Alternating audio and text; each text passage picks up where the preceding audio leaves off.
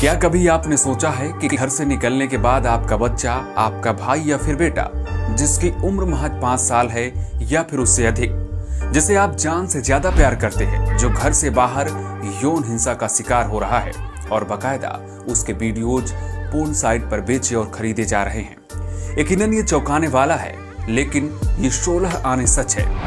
UP के चित्रकूट में तैनात राम भवन नाम के एक जूनियर इंजीनियर को सीबीआई ने गिरफ्तार किया है, जिसने करीब 10 सालों में 50 से ज्यादा बच्चों का यौन शोषण किया है।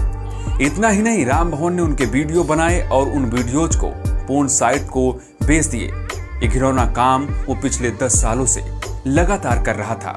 सिंचाई विभाग में जूनियर इंजीनियर के पद पर तैनात राम भवन की गिरफ्तारी के बाद बच्चों के यौन शोषण मामलों में बेहद हैरान करने वाली बातें सामने आ रही हैं। जांच में पता चला है कि आरोपी जूनियर इंजीनियर बच्चों का न सिर्फ यौन शोषण कर रहा था, बल्कि उनके वीडियो बनाकर ऑनलाइन बेच रहा था। आरोपी इंजीनियर राम भवन ने पूछताछ में माना है कि अब तक वो 50 से ज्यादा बच्चों के साथ ऐसा कर चुका है। सीबीआई की जांच में सामने आया है कि आरोपी ने न सिर्फ चित्रकूट बल्कि बांदा और हमीरपुर में भी बच्चों को अपना शिकार बनाया था।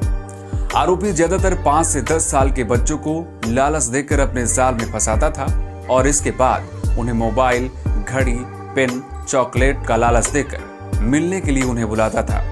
इसके बाद उनके साथ यौन शोषण करके उसका वीडियो डार्क वेब और पोर्न साइटों को बेच देता था।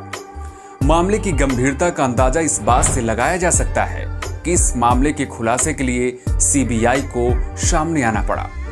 सीबीआई ये पता लगाने की कोशिश कर रही है कि राम भवन दुनिया भर में पोडोफाइल चलाने वालों के संपर्क में कैसे आया।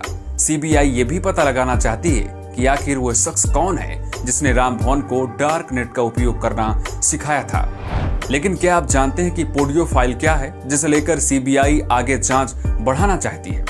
अमेरिकन साइकोलॉजिकल एसोसिएशन के मुताबिक अगर किसी बच्चे और उसके साथ दुष्कर्म करने वाले व्यक्ति के बीच 5 साल या इससे ज्यादा का अंतर होता है, तो इस स्थिति में दुष्कर्म करने वाले व्यक्ति को पोडियोफाइल कहा जाता है। ये लोग बच्चों के साथ यौन शोषण के लिए अट्रैक्ट होते हैं। ऐसे व्यक्तियों में इसे मानसिक बीमारी के तौर पर भी परिभाषित किया जाता है। कई बार तो पोडियोफाइल को बच्चों के साथ संपर्क की जरूरत ही नहीं पड़ती, वह इंटरनेट या फिर अन्य जगह बच्चों के यौन शोषण की तस्वीरें देखकर ही खुश हो जाते हैं। पुरुष ही पोडियोफाइल हो ये जरूरी नहीं है, महिलाएं भी पोडियोफाइल होती हैं, हालांकि उनका आंकड़ा पुरुषों से काफी कम है। डॉक्टर्स के मुताबिक पहले माना जाता था कि महिलाएं पुरुषों के साथ इस काम में शामिल होती थी, लेकिन अब ऐसा नहीं है। अब महिलाएं भी बच्चों के साथ गंदे काम यानी यौन शोषण करती हैं। ऐसे मामले कम ही निकलकर सामने आते हैं, लेकिन ऐसे मामले जरूर होते हैं। फिलहाल आरोपी राम भवन को सीबीआई ने गिरफ्तार कर लिया है और आगे की कड़ियां खंगाल रही है। बच्चों के इस यौन शोषण मामले में सीबीआई को और भी लोगों के शामिल होने की आशंका है। सीबीआई का मानना है कि राम भवन अकेले यह काम नहीं कर रहा था, बल्कि उसके साथ और भी कई लोग शामिल हो सकते हैं।